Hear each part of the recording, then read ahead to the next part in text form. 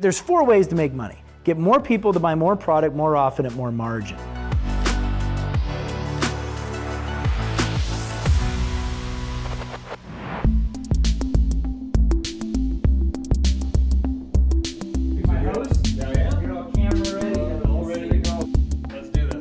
Welcome to Karmali Exchange. I'm Karmali, and I'm here with CEO and co-founder of Cult, Chris Kneeland. All right, Chris, I've got my clock out. All right. Ready? 30 seconds. Give us your elevator pitch of who you are and what does Cult do. We're a marketing advisory firm.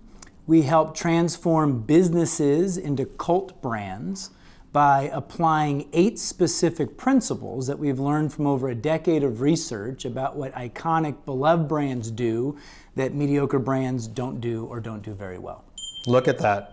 In less than 20 seconds, you're able to do this. I think that is a huge difference between how you've nailed it down and what other businesses are doing out there. How are you able to actually zone into less than 20 seconds? Well, we've taken our positioning very seriously. There's no shortage of marketing consultants and ad agencies in the world. So I think that you do have to have a unique point of view and a unique positioning, or else you're just going to be commoditized and people are going to choose you because you're the easiest or the cheapest. We tend to be pretty hard to work with and pretty expensive to work with. And so in order to do that, you have to have something that makes it worth the while. When we started Cult, an advisor to us told us that a poorly positioned firm isn't going to get somebody to walk across the street to inquire.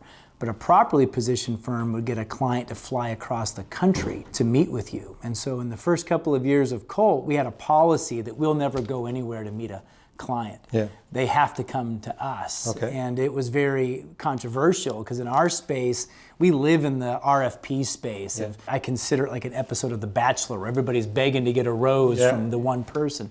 And we said, forget that. That's a horrible game to play. It's a horrible business to be a part of. So we just kept refining it. And in particular for us, we realized we needed IP. We needed a piece of intellectual property that would become desirable. So that was where we learned what these 8 cult brand principles were, and we invested in that research, and we invented some of the stuff that you see around you here in this room to recognize and reward those brands. And that's what I think C-suites find very desirable, is they want to know what those 8 things are and how they can be applied. So kind of give me an idea of what different work experiences you've had that kind of was the genesis to help you with Cult. Yeah, so a couple of things. I started client side, and I tend to believe that the best agency professionals or consultants have experience sitting on the other side of the table, being the client. I think if we're not careful, service providers think it's just about the idea. But if you understand the client side world, the idea is about 30% of it. And getting the political buy-in and the funding and integrating with other peers that are not reporting to you. There's just a lot of other stuff that goes into getting something brought to market. And so I really value the time I spent client side, both at John Deere and at the Home Depot. John Deere was a master class of understanding what a cult brand was. I remember going to the Home Depot, and at the time, they had $1 billion annual advertising budget. What can you not do with $1 billion? So that was a kid in a candy store, just trying all sorts of crazy things. And so I kind of took all of that and had an opportunity to come up here to Calgary in 2010 to take over an agency that was largely servicing a Canadian Tire company. Okay. And that let me scratch a new itch around entrepreneurism, which I had never really done before, and learn how to be the boss, cut the safety net, these decisions I now have to make and live or die by them. So that's probably what I've liked the best, of client side or agency side or entrepreneurial side. The rest of my career will be on the entrepreneurial side.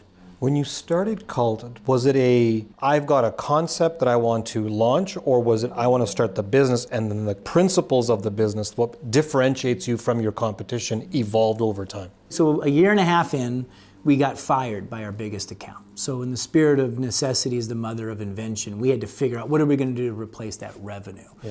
And I think that we just had the patience to say, let's build what we really want versus desperately scramble to replace something that we don't really want, but it would be nice to pay the bills. So yeah, we built Cult from the ground up of intentionally being differentiated. We actually used a methodology called Blue Ocean. Are you familiar with that? I've heard of it, yeah. You kind of take 2 proven constructs to create a third. So Cirque du Soleil took Broadway musicals and the Barnum and Bailey Circus, 2 proven constructs, and then created a third thing that never existed before. Yeah. So we took advertising agencies and business consultancies to proven successful models and created a new thing called an engagement agency. When we came out, our press release talked about there's a new species that's been discovered. It's a new type of service provider. And so we built differentiation and hopefully distinction and desirability into that offering right from the start. How was that from a financial perspective? Because that 6 months sounds like there was no revenue coming in. So luckily we never got to zero. We lost about 60% of the business over a 3-month wind down period. Okay. And we were given a sort of a separation bonus if it went well. And with that bonus, we called the leadership team together and said, what do you want to do? You can get your share and take your ball and go home, or we can reinvest it in the business and do something else with it. 3 of my business partners took the money and left. Mm-hmm. 2 of the business partners said, let's put it back into the company. And we had just enough seed capital to basically buy 6 months worth of runway. So I never really went home at night worried I wasn't going to be able to buy groceries, but I did know we had a time bomb. We had a 6-month runway to make this work. And so we used that to inform all of our deadlines. You know, I go back to the beginning of when my business partner and I merged our individual practices or businesses together. We sat down at a table similar to this, and we looked at what our business was and actually what we wanted to do. It was a pivot, and if we wanted to change the way what we handle and how we handle clients, and I was shitting bricks here, man. Like I was scared because what if we cannot get that runway going and build enough? So the fear of, you know, I'm gonna give up, I have a young family, I'm taking a big risk here. On the other side, it was, well, we gotta do what's right. We can't just continue to do what we've been doing because we're not gonna get the results or we're not gonna make the impact. And so it was very challenging for me. And what I noticed about how we changed the way that we approached our practice and who we were serving and why we were serving them, that gave us the mindset to say, the money will come. Our holy crap moment came when we were an ad agency. We could basically do anything for anyone. Every business needs a website or needs a brochure or needs a brand identity. So you can kind of find a way to create relevance to anybody at any time. But that's also, I think, the path to destruction is being all things to all people. So when we first started Colt, we said we're only going to work with Colt brands. So we identified the 500 businesses that we deemed Colt capable. This is before we had done our research. And our model has now shifted where we work with businesses that aspire to be Colt brands as much as we work with Colt brands only. But we went from a universe of hundreds of thousands of prospects to 500. Then number 1 on that list was Harley-Davidson. Yeah. Harley-Davidson called us and said, we're looking for a new agency. Would you be willing to do this RFP? And you're late to the party, by the way. We've already started this process, but we just read about you. We'd like to invite you as a late entrant into the process. Every bone of your body is like, yes, like this is your dream client inviting you. But one of our truisms was we're not going to do RFPs. Yeah. And so my business partner had more courage than I did, and he said, we'd love to work with you. Unfortunately, we don't respond to RFPs. To which they then said, okay, would you be at least willing to fly out to Toronto to meet with our team? Okay. Another thing we said we're never going to do is we're not going to go seek clients. Sorry, we don't fly out to meet clients unfunded. If you would like to pay us to come out and visit you. And they said, well, we can't pay you guys. All the other people are working for free. Yeah. So, no. They said, all right, listen. We're going to be flying through Calgary. We have a layover. Would you be willing to meet us at the airport so that we can meet during the layover? We said, yes. Okay. I will drive to the airport to meet you here. And that started the process. And I don't know if it was the strength of our positioning, but they ended up selecting us, and that became a huge boost to our ego and our self-esteem and gave us some confidence that this crazy thing called Colt is going to work because they were our first big client. So you were talking about the we're not going to travel, we're going to have them come to us. You're playing hard to get. Is that a strategy you think is something that business owners should be doing? I struggle with the word playing hard to get because that implies it's a gimmick. Gotcha. Our model was pediatric brain surgeons versus family clinics. Mm-hmm. Pediatric brain surgeons aren't playing hard to get. They just are hard to get. Yeah. So I would argue if you're trying to go more upscale, in North America at least, expertise is hard to access. You pay a premium for it. Now, you have to walk the walk. We like to say if you have a very provocative positioning, you better have very persuasive proof points. You better be able to demonstrate why your fee is twice as expensive or why your waiting list is 6 months out, kind of a thing. So I would never play hard to get, but I would aspire to become hard to get by building the kinds of businesses that make you really difficult to access. Yeah. My business partner and I talk about the exclusive club. Yeah. To be part of our clientele, it's an exclusive club. We're not going to be all things to all people. We're going to be all things to some people. There are criteria that you have to meet before you even come in our door. And so I think the whole concept of the hard to get mentality is we want to make sure we're dealing with the right person. It's almost like a filtering process to some degree. And there's also consequences. I like to think of the natural size of a tree. I don't believe in perpetual growth.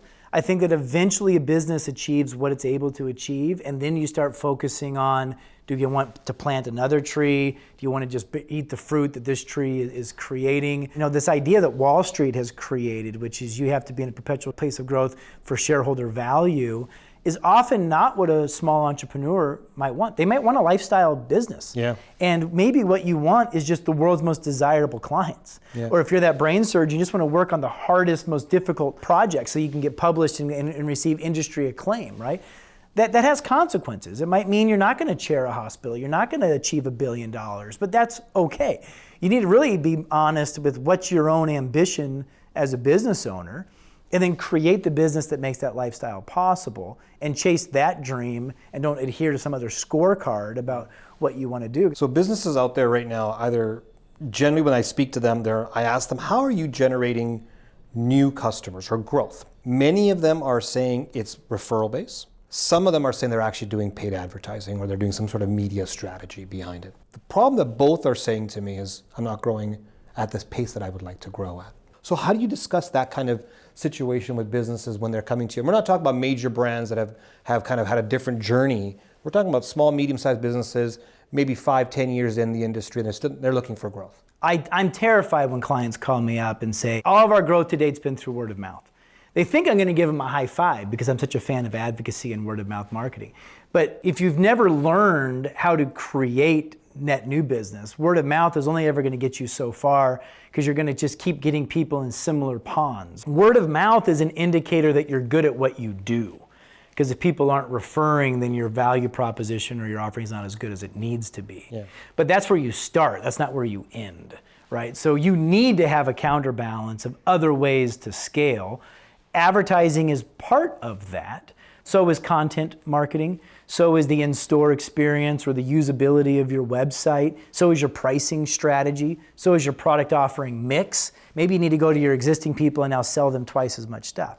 There's 4 ways to make money. Get more people to buy more product more often at more margin. Advertising-centric businesses only focus on the first one. Go get more people. Mm-hmm. We follow this debunked model of the purchase funnel, which hasn't been true for a decade.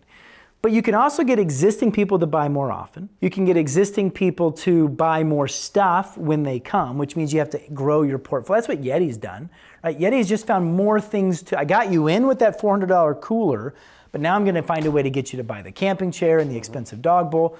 Or the other big one, particularly for brands that have gotten addicted, we work with a lot of retailers that are on these flyers. They're addicted to these retail flyer programs.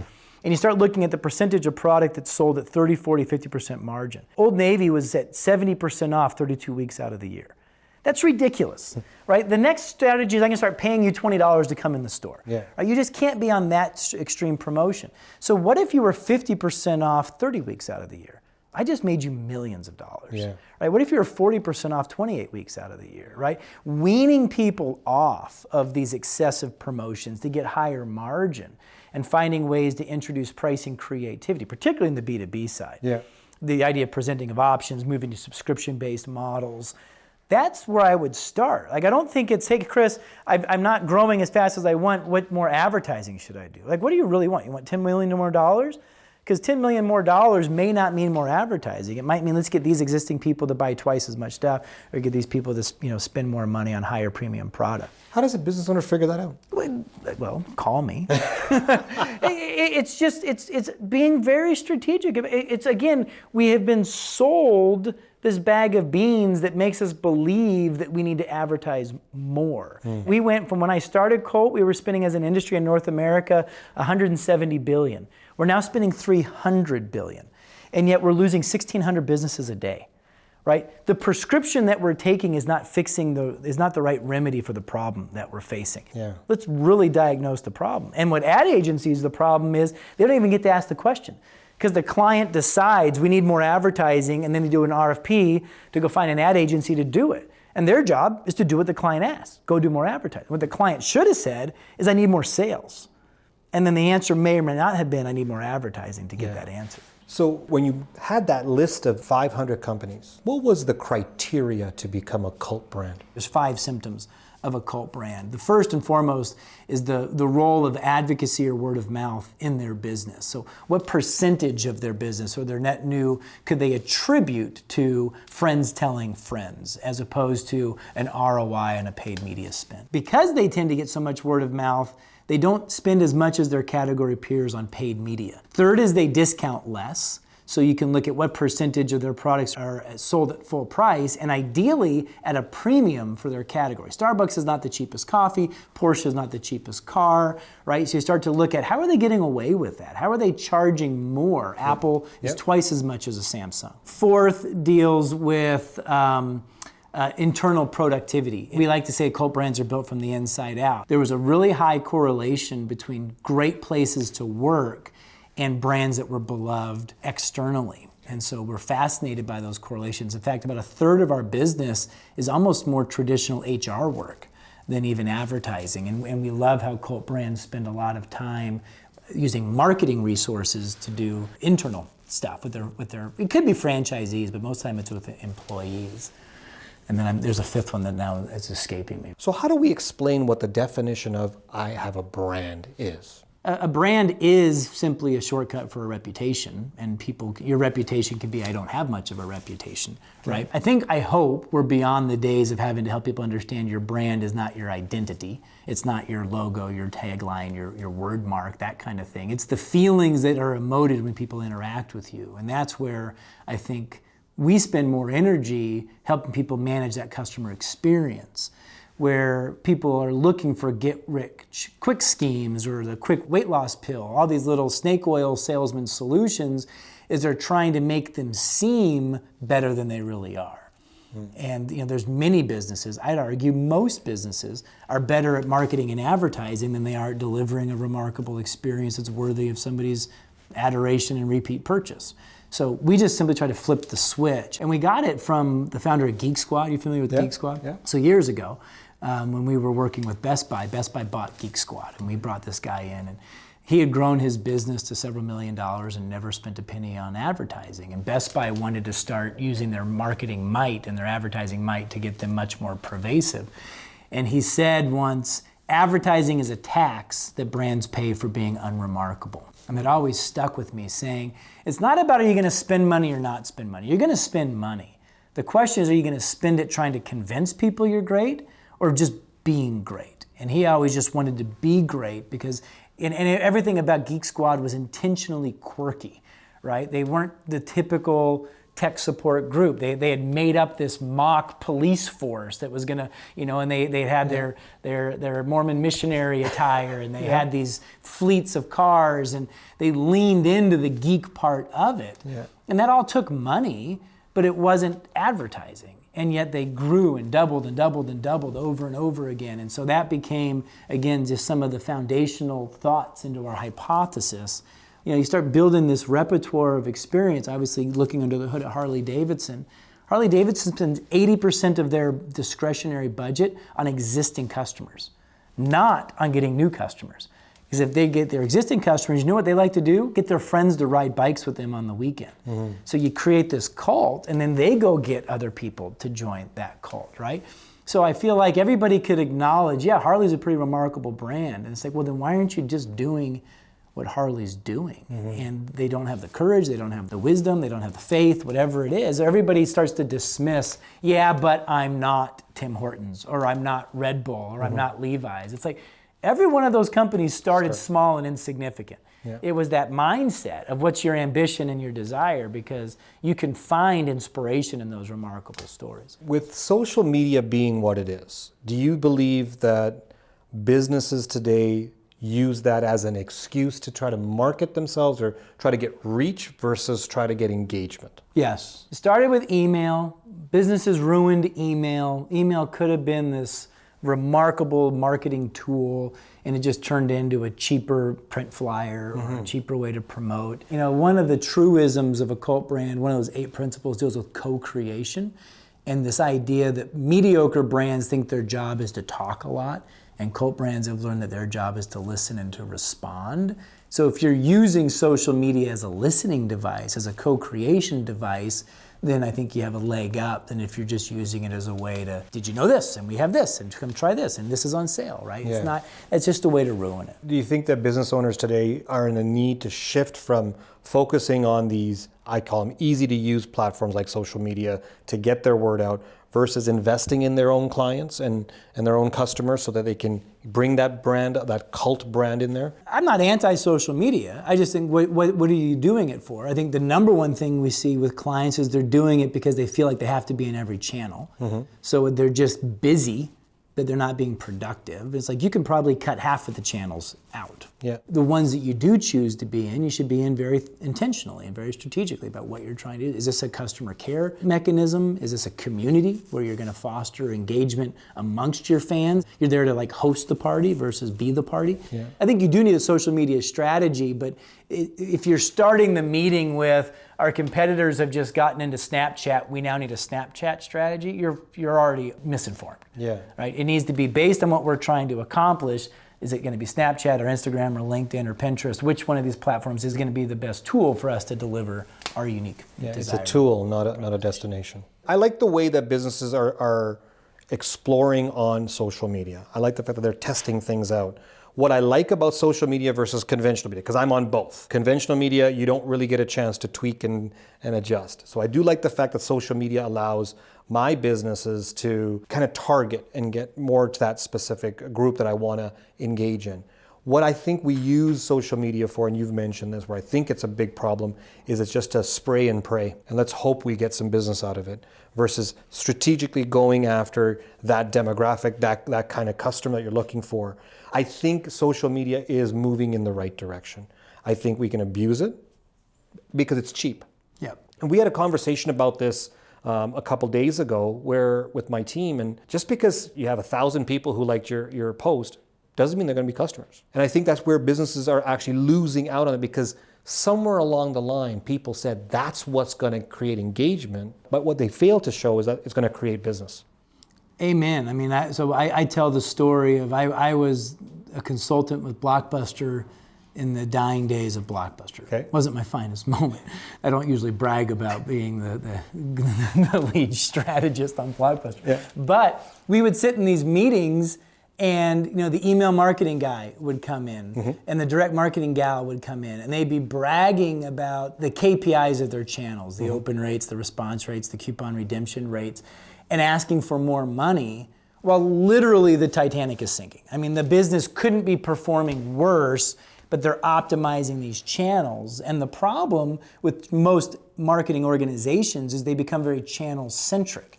So if you have an in-house social media team, they start to believe their job is to maximize social media engagement. When in reality, their job is to grow the business. And if somebody was to realize the best way to do that is to do less social media, what kind of courageous integrity would it take for them to say, you know what? My job is done here. You should fire me and take that money and put it into a Salesforce or into a post-purchase program or whatever. But we don't. We all start to create these little fiefdoms and start to think our job is to grow our departments. Yeah. So you start seeing these huge email marketing teams and content teams and SEO marketing teams, and they're all taking credit because attribution is so difficult. They're all taking credit for the same piece of business, and they're all grabbing for resources. And we need to stop to say these are all just means to an end. Yeah. They could all go away tomorrow, and we'd be fine if the business had another way to actually succeed.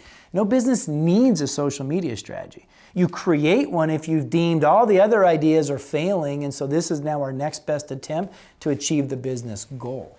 Right? And that's where I get very frustrated, is that you create these budgets that they're 10% over year. And it's like, why aren't we trying to decrease those expenditures? They're necessary evils, but they're not even necessarily that necessary. Yeah. It's if we had something better, they could all go away. Because there's ample examples of brands. Costco doesn't have a paid media strategy, and they make $70 billion a year. They charge you to walk in their store. Yeah. It's a ridiculous business model, but they figured it out, right? And it's like we need more creativity to imagine how do we grow business, not grow social media followers. So do you think businesses should have a percentage of their revenue set aside for marketing? If by marketing you mean growth initiatives, yes. If by marketing you mean paid media, then no. Tell me the difference between the two. Marketing used to be about product offerings, value propositions, service delivery, customer experience, post-purchase behavior, the customer experience. It's devolved into most companies having markdowning department.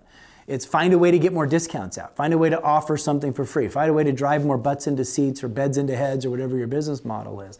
So I don't think there's a lot of marketing that's going on today.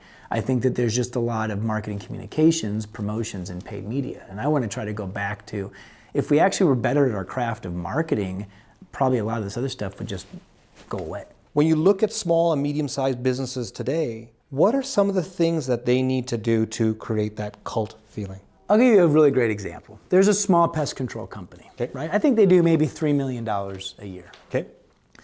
They need more business. The fallacy is believing that the best way to get another customer is to leave a flyer on their doorstep or to run a radio ad or to get a billboard. They think that they are the authority and that the reason why they're not being selected is that people simply don't know who they are. The reality is the way that most of us choose a pest control company is I come home and there's pests in my house. My wife freaks out, says we got to get a pest control company, and I ask somebody, hey, do you have a pest control company that you're using? I go to a neighbor, I go to my Facebook group, I call my dad. I need to get smart real quick. Yeah. Knowing the power of influencer versus advertising, this pest control company, how do you know when your pest control company has done its job? You don't really, just kind of the pests start going away. Maybe you're home when they came to spray, maybe you're at the office and they just did it around the perimeter. Like it's kind of an invisible service, right? So their job was to make the invisible visible. So they left a tiny little micro eviction notice note on the floor under the fridge kind of a thing, right? So that when you come home, you notice this little post-it note thing. What is this? And it was a very cleverly written thing notifying the pests that they're no longer allowed to live here by the pest control company. Nice. Hundreds of customers put that on their Instagram saying, what a clever little thing, my pest control, look at how cute this is, look at how funny this is, look how clever it is. And now hundreds of people are basically a non-commissioned sales force. What did it cost to create a little printed post-it note thing? 60 cents, $1 a piece kind of a thing, right? It's somebody thinking about what's the actual experience of what a satisfied customer looks like. Right? We've done the same thing with energy companies. Like we don't sell energy, we sell 70 degrees. Nobody needs energy. They just want a comfortable, that's Fahrenheit, 24 degrees, whatever it is in Celsius, right? It's like you just have to be smart. You have to really understand what people are actually using you for and what would actually get them to talk. We like to talk. There's a hotel in LA. Crappy hotel. My kids beg me to go there every time. Because at their pool is a popsicle hotline where they can pick up the phone and somebody from the front desk simply answers, what flavor? And they'll say cherry. And within 2 minutes, somebody walks out and hands them a free cherry popsicle. Look at that. My kid will eat $8 worth of popsicles, but I spend $100 more a night to stay at that crappy hotel because it gave him something to do and to talk about. Right? And I want to be a good dad. And if my kid wants to go there versus the Marriott, which is vanilla, which has nothing memorable, I've never blogged about my Marriott experience ever, but here I am talking about the popsicle hotline, right? It's people have to just bake something in that creates novelty or creates desirability. Isn't it truly understanding what your customer is there for? Yeah, exactly. It's getting your head into the customer and understanding what's their expectation for the category and at a minimum deliver on that, and then can you find a way to exceed it. Most of the time you don't even have to exceed it. Most of the time you're going to win just by meeting the expectation. It's always emotional. It's like the data is really clear on that. Almost all decisions are rational. Nobody buys a Porsche because you need one. Now, you go home to your wife and you tell her lots of reasons why this is going to make a lot of sense for us financially. And so getting into that psychology and understanding what's really going on then has to translate into your pitch. You talk about the Porsche, I own one. Yep. And it was 100% emotive. Yep. I know about the depreciation. I know how much money I lose. I know how much it costs to maintain. Like, I know my numbers. That is the dumbest thing I do every time. And I don't even own it for a long period of time. Yep. I flip cars every 3 years. But I'm emotive. I caught on, and I will justify it after. My favorite story about that was BMW versus Mercedes, because they're both well-built German machines, right? But BMW went the rational approach, the ultimate driving machine. And it talked tech, it talked motors and horsepower. And Mercedes tried to play that game, but BMW just did it better. Yeah. And so if you can't say my German engineers are better than your German engineers, you have to play a different kind of game. And Mercedes went down the path of the epitome of a life of achievement. Don't even make it about the car. Make it about the badge. I deserve this. I've earned this. I want people to know, not in a necessarily snobby way, because I actually think the research would say more people hate BMW owners than they hate Mercedes owners. There's a different genre there, even though they're essentially the same kind of vehicle. But I love that idea. That's all branding. It's positioning in the marketplace's mind of why are you buying this? And if you want to be able to drive fast on the Autobahn, get a BMW. But if you want to be able to feel good about yourself every time you start the car, saying this is a little luxury. Yeah. And then, whether it's a $7 Starbucks, whether it's a $2,500 watch, whether it's a $100,000 vehicle, we find these moments in our lives to pat ourselves on the back and say, you know what, I deserve this. And that's what you get every time you drive around in that Porsche. Yeah. And I think Porsche did a brilliant job of recognizing that it's not a Ferrari or a Lamborghini. That's too ostentatious. Porsche is a sports car of that caliber, but it's made for everyday use because you get that dopamine hit every single day. Every single day. It's like a little hug to myself. Exactly. I remember when I started working at a job, the boss said to me day 2, you should be lucky to be here. You should be privileged to be working for me. I'm like, I'm never going to work for somebody ever again. But the shift was, you are now working for me. You should feel fortunate enough that you have a job, so on and so forth. That shift is, well, you should be lucky that I'm the employee, that I'm working here, that I'm contributing. And that shift is happening, but I think there's going to be a lot of businesses that are going to still have that old school mentality. We're seeing a bit of a renaissance right now. I think leadership, even myself, speaking personally, I think I was a better boss than I was a leader. Because I think as a boss, I was very task-centric, very numbers-driven, and I churned through relationships and people in a way that I now have a lot of regret about. Okay. And I think that coming through the pandemic with this awakening of what people want to spend their time doing, what's an appropriate amount of time, what companies do I want to align myself with, they're not revolting against I don't want to work anymore. They're revolting against I don't want to work for you. Yeah. So I do think that this is going to be the era, the next 5, 10, 15 years. The Brene Browns, the Simon Sineks, those thought leaders are starting to sink in that we need to bring humanity back. And what we're losing is that Jack Welch, that shareholder value at all costs sort of mentality, which I think the Harvard Business Review would say those were flawed operating models. So do you think that it's turning to become more employee-centric environments? For the brands that are going to win. For the brands that are going to win. And so if you were to look at the landscape, is it a normal distribution curve? 20% will fall off because they can't do it? No, because in North America, at least, we're already over product. There's already too many choices. Yeah. I think it's going to be much more dramatic. I think there'll be 50% losers. We're already seeing, like I said, 1,600 businesses a day. The Fortune 500 used to be around for 50 years, are now around for 17 years. Like the pace to demise is increasing. It's happening more rapidly. Yeah.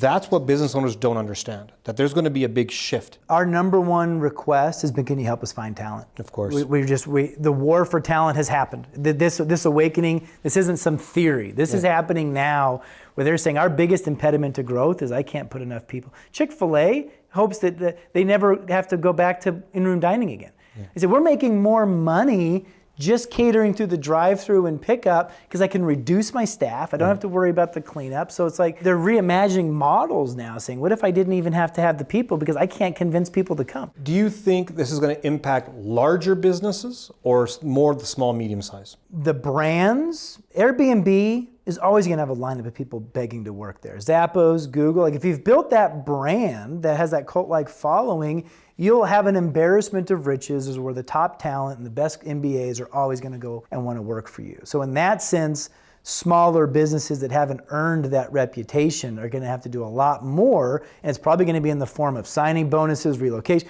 and so that's a lot more overhead. And can your financials absorb that? And then what if they leave in 2 years, right? And so then like how do you keep them around to justify that front-loaded ROI? We're starting to see employment contracts that mimic sporting athletes, where it's like come in for a 3-year term and it's backloaded so that, but we just kind of understand that I'm not expecting you to be here forever. We're going to have a new agreement every couple of years where we're going to renegotiate what this actually looks like. And I don't think many HR departments are well equipped for that sort of employee empowerment where they're the prize to be won. Do you think this has been because of the government stimulus that's been going around? And should they cut at the that low off? income jobs, for sure, the government has hurt small business by making it easy for people to not have to go get work. Yeah. But no, I really think that COVID has helped accelerate this fact that we were on the pendulum had swung too far for what a 60-hour work week for a modest wage. The demise of the middle class,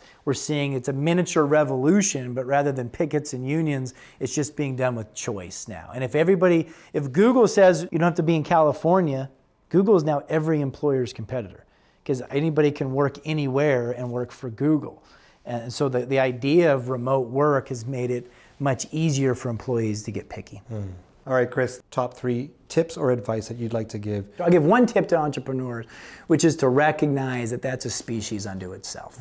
And I don't think as a society we've done a lot of favors for entrepreneurs. I think the education system has failed entrepreneurs. I think Hollywood and the media has overglorified entrepreneurs. And so I think we need to find solace with each other and participate in a mentor group program or a community where you can be very vulnerable and be very honest. Sometimes you can't do that with your staff. They need you to be perfect and confident. Yeah. But when you're scared or concerned, you need a safe place to go. And so I think we need to band together better as entrepreneurs.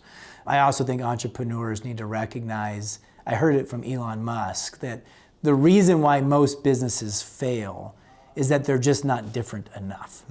The Tesla was not a 20% better Prius. It was a 200% better Prius. And that maybe your enthusiasm for your entrepreneurial pursuit didn't mean you needed to create a new thing. Maybe you just needed to join a more entrepreneurial company. Yeah. So I do think we're over-entrepreneured in North America, and that most people should realize if you're gonna start something, be drastically different than the alternative, not moderately better. Now, best advice for being a cult brand, how to become a cult brand is easy. I can teach you that in a matter of weeks. It really comes down to your desire.